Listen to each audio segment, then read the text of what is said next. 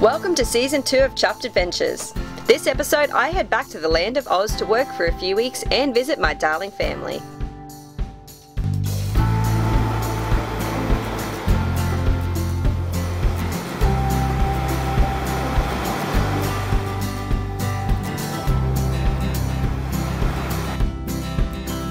The journey from Costa Rica to Australia was a long one, with a 6-hour bus, over 18 hours waiting in airports, and a total of 3 planes to get home.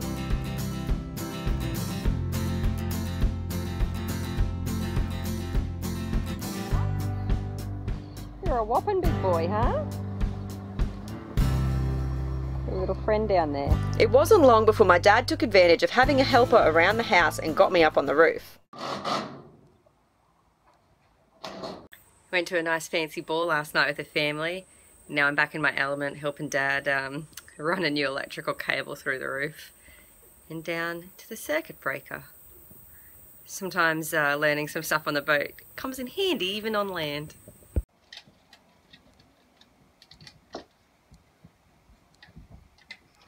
A favourite Queensland pastime is known as crabbing, which includes travelling along dirt roads with a boat in tow to head up a creek to find mud crabs, usually served up for Christmas dinner.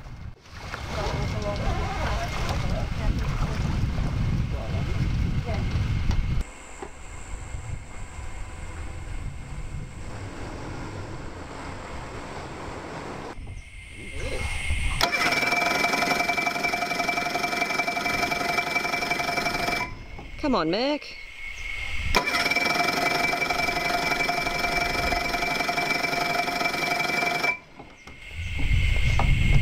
Me and Mercury engines don't get along very well sometimes.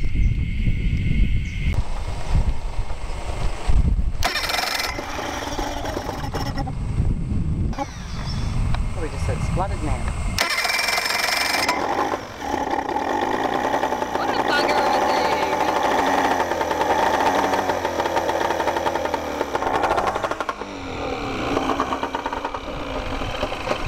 We literally just pulled the boat out of the water and then the engine started after it wouldn't start for ages. And all Dad did was hit it on the side with a bloody pair of pliers. Yeah.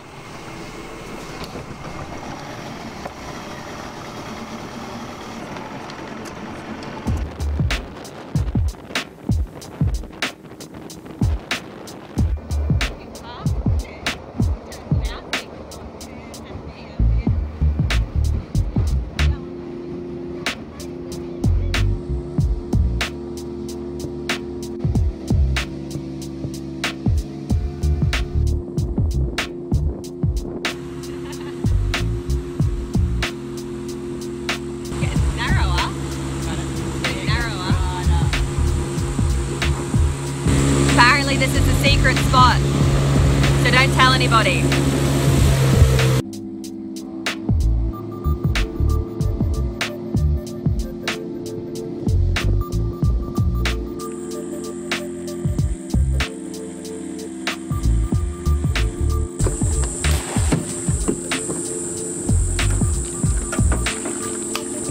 You'll have to wait for the high tide to come get those though, right? Yeah. So you can keep the crabs if they're male and over 15 centimetres, yeah? Don't pull in or the crocodiles will get ya. This is the one I threw in, so it'll be a good one. Oh yeah, 2. 2. 3. There's 3 in there. Oh, what's that one doing? One of them had like a bit out. Is the triangle the boy or the girl? That's a girl. Yeah, that's a girl. Okay. That's the boy. That's a girl. Oh. Oh. What do the boys look like? Narrow.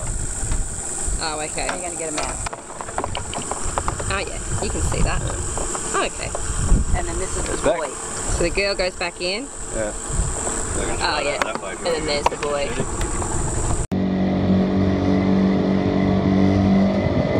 Sheridan, what's it like steering a decent boat? A good boat? A big boat? A powerful boat?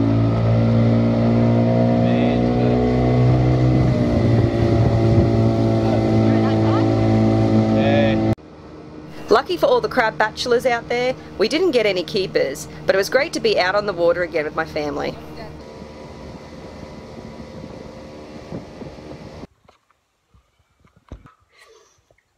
first day at work today. The Yeppoon Veterinary Clinic is a small but well-equipped clinic located only 5 minutes from my parents' house. I spent 5 weeks working there and was kept very busy with a mix of patients including dogs, cats, possums, birds, and even a venomous snake. One little native patient I got quite fond of was a baby kookaburra that had a broken wing. The initial anaesthetic and examination allowed me to palpate the fracture in his wingtip, and thankfully it was not displaced, so we decided to bandage him and see how he went.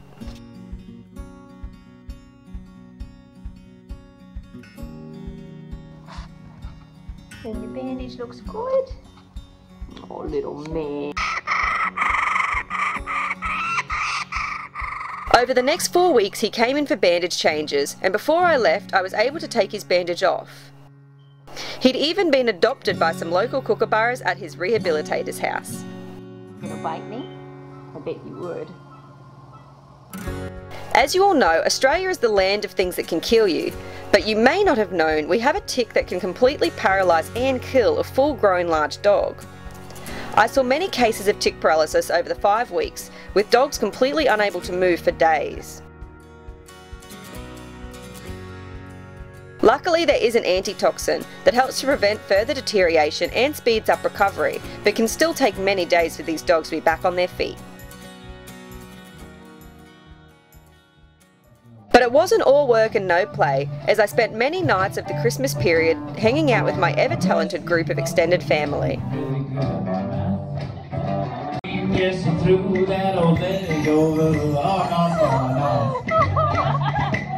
she said, I won't give it to you. This shit ain't gonna work.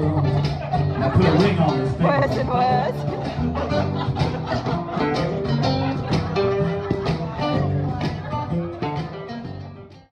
Merry Christmas, everybody. Just had Christmas with the family. It was a little bit crazy.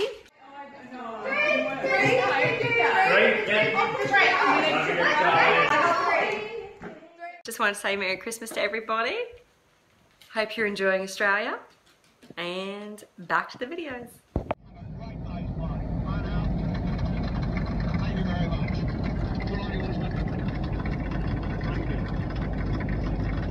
Say hello, family. Hello, family. We're on our way up the beach for Boxing Day. Oh, she's screaming.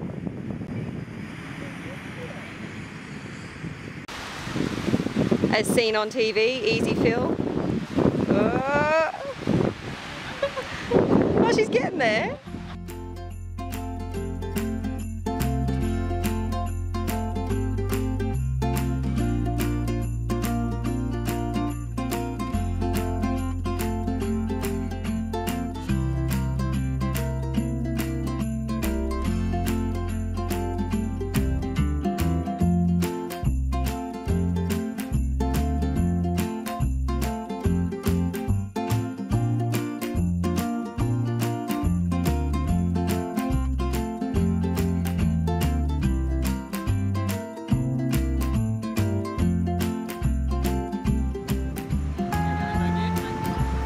You gonna go put him back in the water, Harry?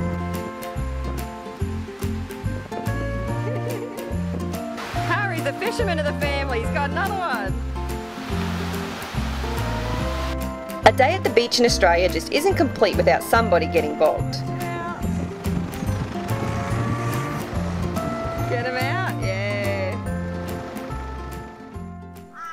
Happy New Year!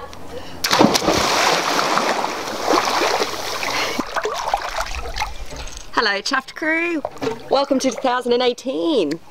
I'm reporting from sunny Queensland at my parents' place. It's been a good year already, welcomed in the new year with all my family, which is nice, and Joel is currently having a good time in Costa Rica since it's New Year's Day and it's New Year's Eve for him.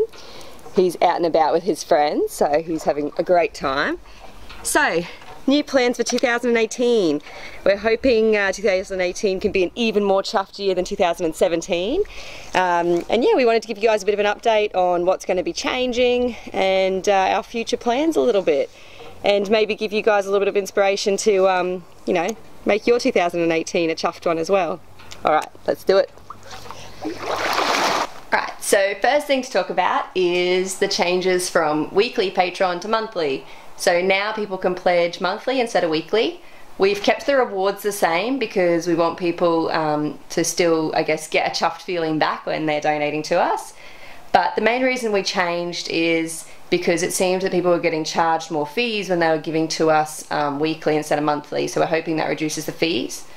We're also hoping it better reflects how much money we're actually getting from Patreon, because although it said we were getting, I think it was like $500 a week, in fact we were getting more like $900 a month. So we're hoping it just better reflects it for you guys so you know how much we're actually getting. And especially when you look online at our online earnings account and our spendings and things, we just want it to seem very transparent coming from the Patreon page going to that, so people don't think money's going somewhere it shouldn't. And finally, it also means that if we release 5 videos in a month, everybody gets charged the same.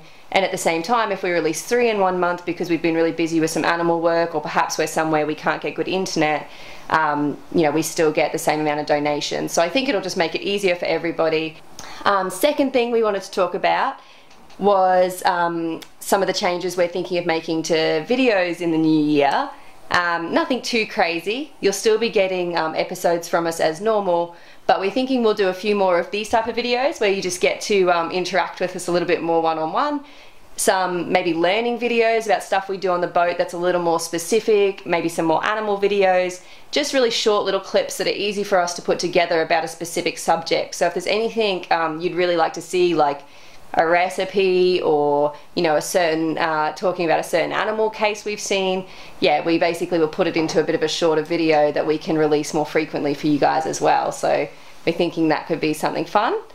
So the next thing we wanted to talk about was I guess our core values and what we want to get out of Vet Tales. So Joel and I are currently what you call, or Vet Tales and Chuffed Adventures, an unincorporated association, which means that we are a non-profit, but we're not registered formally because we've looked into it all and there's a lot of red tape and costs involved, and for now we're just trying to keep things small and I guess simple for us, especially trying to do certain reporting while we're overseas is not very easy. So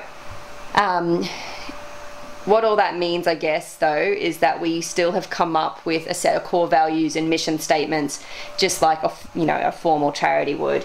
So in terms of what we'd like out of Vet Tales, or the veterinary side of things, there's 3 important parts for us.